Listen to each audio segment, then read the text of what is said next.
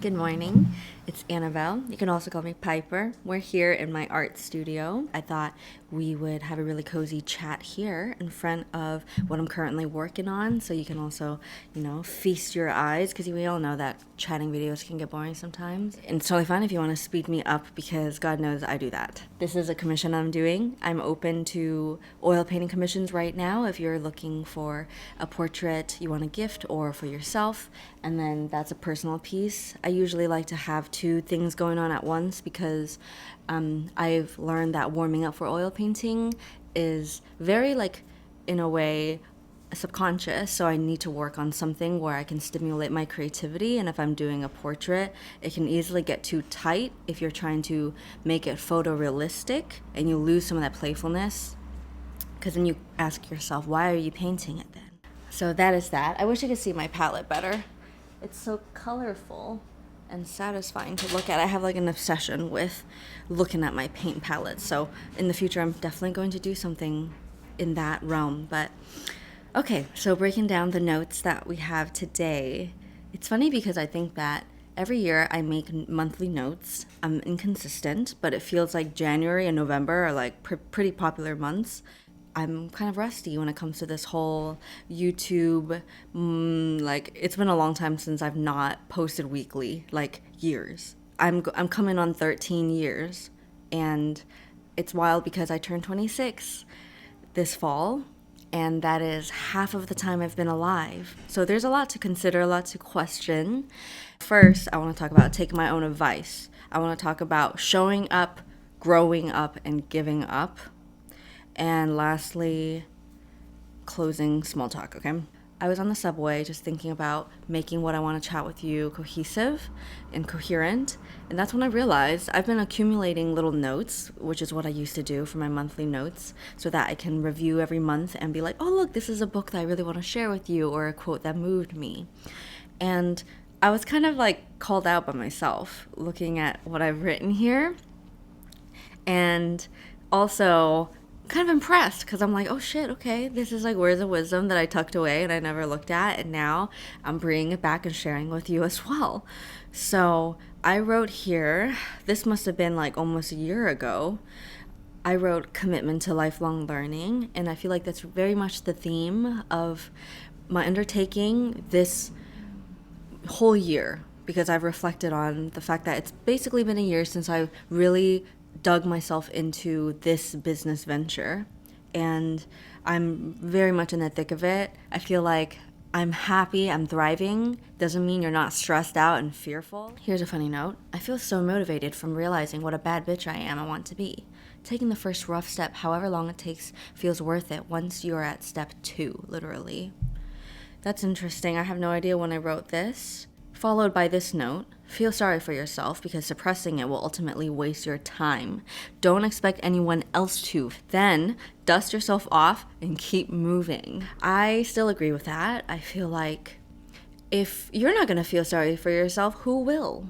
You need to make space to process emotions, whether that's rejection or embarrassment, anything else that you really want to feel sorry for yourself for. You make this space, you realize that emotions are always transient, but after the fact, I actually think it's so much more helpful for you to be able to let it go and not be basically bitchy to your mom. That's me. Sometimes being able to work so closely with my mother and getting a lot of quality time, yet also involving each other into the business aspect of life, a lot of my childhood shit comes up where you still have that dynamic sometimes where you're the kid throwing a fit, and I have to think about how, no, you are now a grown-up and you cannot rely on this pattern. It doesn't mean that I don't give myself grace, but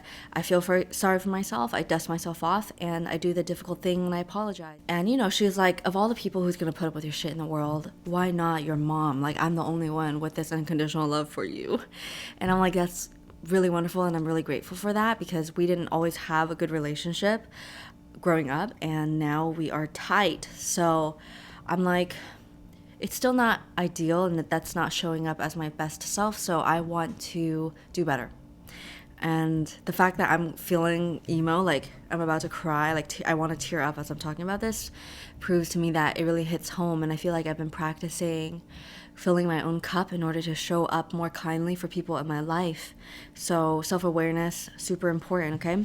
Feel sorry for yourself, because I don't expect my mom to feel sorry for me, or my best friends, or my audience. Self-regulate. Co-regulation is very important, but self-regulating makes you more confident and have the resilience and what's that word I'm trying to look for? The agency to bring your own positive affect without relying on other persons, because sometimes they might not be available, and then you don't have to have a meltdown when they're not available. Okay. I don't want to be driven, I want to be called.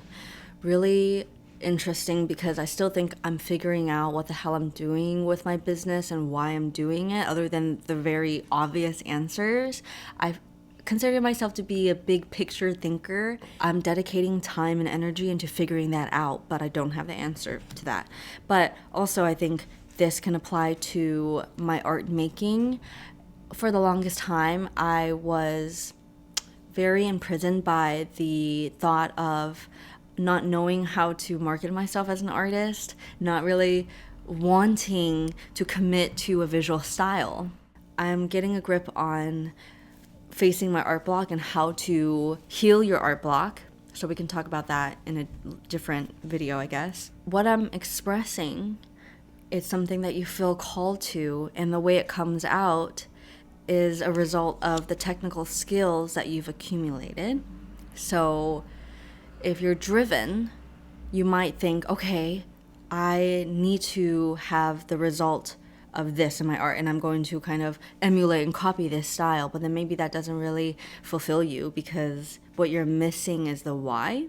It's not like I don't have the trouble of what am I gonna fill this blank space with. Like, you need a well to draw from, and instead of demanding that well to be what you think it should look like, for the most part, I have a negative connotation to this word. So if I think that way, it's a signal to me to change gears and maybe perspective shift. And I tell myself, bring it back to the paintings. I tell myself, okay, I'm making space to potentially do something mediocre, or make a repeat, or use the same motifs over and over again. But also, maybe there's a reason you're making the same motifs. What can you do to expand on that? Healing is a homecoming of accepting and loving yourself. I'm doing that today in showing up by being okay with making the best of what I have, because one reason I haven't been vlogging is because I'm juggling 1,000 things. And when I say juggle, I don't mean I'm actually juggling. Like, I'm consistently moving parts in the air and balancing it. When I'm juggling, it's like all my balls are on the floor and I hold up one, and then as I bend down to pick up another one, the other one drops. So I don't know where my vlog camera went.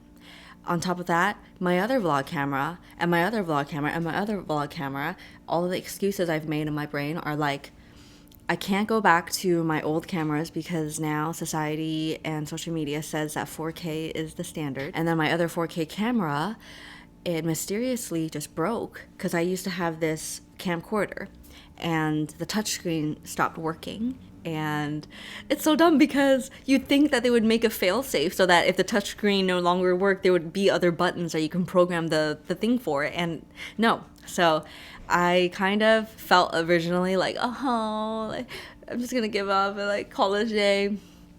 But I sit here and I think, you know what can we do about that? Probably look up somewhere that will fix this camcorder, which will take research, and it's stuff that I don't want to do. But I was like, okay, maybe this is just my soft quitting and my quiet retirement out of making videos, because God knows I also have a lot of negative memories when it comes to like the years I had to slave away and do YouTube. And I'm like, oh, maybe this is me freeing myself from this world and from this life, and it's almost the end of 2024, so maybe I can just quit for good. But then I think, honestly, I find comfort in absolutes, and the result of absolutes are never as exciting as the dopamine hit you get from thinking about taking that absolute decision. I realized, no, I don't think necessarily saying, oh, I'm going to up and quit this one thing is going to bring me that what I truly seek in life, right? Like it might bring momentary or instantaneous relief, and that isn't lasting. So it's the same as when they say you can't buy yourself lasting happiness, but you can buy yourself happiness for like a day or 3 months until something, the novelty wears off. I would say huge declarations such as New Year's resolutions, it brings you temporary dopamine spikes. And I think taking a break from YouTube has been really important for me, because having done this ever since I was a freaking tween has definitely impacted my brain and my development, and kind of exacerbated the negative mental health struggles that I've already had and was prone to getting, because it runs in my family genetically, like clinical depression and whatnot. And taking a break of that while growing up and like becoming of age, 25, I heard that the whole brain development fully thing is a myth. So maybe it is. But let's just say I'm like in my late 20s now, and I feel like a big girl. This is the first time I've actually noticed myself aging. And I don't know if it's because I moved from 25 to 26 and I'm in the latter half of the decade of your 20s, or is it because this year I have really isolated myself in a year of wintering and really got to know me outside of social media and the constant blast of like, look at me, look what I'm doing, look what I'm thinking, look how I'm feeling, like look at this. And now I'm thinking, what? I still love the craft of videography, cinematography, and editing, because I'm fucking good at this point. And no, I don't want to leave it behind also, because in this life of trying to be a retail person and a designer and like artist, I need some stability. It's like that song that's like, I just need some YouTube in my life to give it structure. I think I needed time away from it. I didn't want to be on that hamster wheel. I wanted to try other things and grow. Maybe I felt like I was growing out of that life, but now I just feel like I'm flailing in the wind. And that's what I'm trying to do. My last note here is face your fears every day in different ways. Okay? It's like that very famous quote, do one thing every day that scares you. It doesn't mean you have to go skydiving or get a tattoo or come out or like things like that. I feel like the more realistic point of that quote is face your fears every day. Some days your cup is fuller and you can do it in bigger ways. Maybe your attention span's longer because you got a good sleep, but some days you have shit sleep. So how do you face your fears, right? Here's some random examples that I came up with that can look like facing your fears. Working on your flexibility. If you love to dance or rock climb or want to get better at martial arts or something like that, and flexibility will really help you out. You might have a fear of hamstring pain, but you got to do it. It might mean financial literacy. Like for me, facing my fear of realizing, oh, I really don't want to learn how to do this or understand this principle. Okay, I'm going to sit down and look at a course or talk to somebody and get advice and actually open my ears. And a big one, perfectionism. Perfectionism. I have to face my fears every day in little ways because it is so easy to get flooded. Like my whole system gets flooded in, you're not doing this right, you're not doing this right. Ugh, that's so disappointing. Ugh, this is not ideal.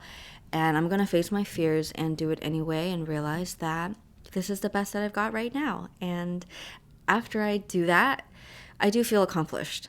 I've been subconsciously like giving myself this excuse of, oh, I'm not going to make videos because of this, because not all of my perfect conditions in the boxes are ticked. But I actually thought, if you really wanted to do it, you'll find a way, and it might mean the quality is not as good or it's not as entertaining or not as perfect. But I'm like, wow, maybe I'll just vlog on my phone for now. Maybe I'm just going to use my webcam.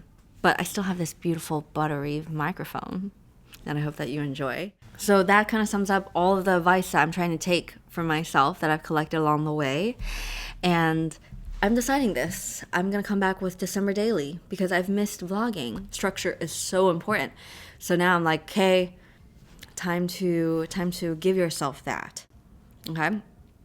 Yes. Yes, talking to myself right now. So I feel like this was a really nice and hearty catch up together. Quick small talk to end.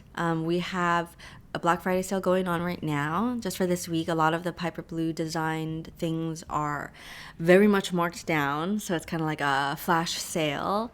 So not this, like this is already very marked down. This is like my very first crew neck that I've ever made.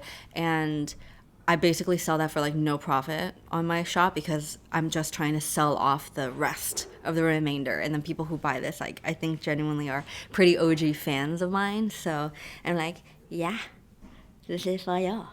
But the other apparel that we're coming out with this year, they're all like premium quality and they're amazing. So if you are looking for a gift, a last minute gift, and you get it this week, it can arrive in time. And other announcements, let's see. I am confused right now as to whether or not I should change my channel name again, because a couple years ago when I moved to New York and I had a different management that I was working with, they advised me to go with my legal name because it's easier to get brand deals that way, and that's like the trend, whatever. And now I have left Cat Creature on the mantle. You know, I love her, and it's just there. But now I'm like, should I change it to Piper Blue, because the art channel that I started with my sister is done for good. Like, we're not going to work on that channel. And the Piper Blue life at its core is kind of what I'm embodying. Like, I sign all my works Piper because that's my artist. It's like I'm parenting myself. I gave myself this name, and this is the embodiment of my inner child. Okay, so now I'm like, should I change or should it just stay as is? Like, I'm kind of confused, and it's kind of dumb that I have to spend so much energy into thinking like what name am I going to be called. But the first time around, a lot of people unsubscribed because they were confused as to like, who's Annabelle? Like, I know you as Cat Creature or Cat, you know. And now a lot of people know me as Piper, and they're like confused, and I'm equally as confused. So if you struggle with that yourself, please let me know your advice and thought processes. And that's it. I'll see you in a few days because December Daily is coming. Bye. Oh, wait. If you're new here or you haven't watched my December Daily vlogs, they're basically just like little tidbits and vlogs I used to post either every other day in December or every 3 days. This year, I'm going to play the game a little differently. I'm going to try posting every day, but it's not going to be in the same format vlog as it has been the previous years. I can't even tell you what it's going to look like, but that's what I have so far. So, I'll see you.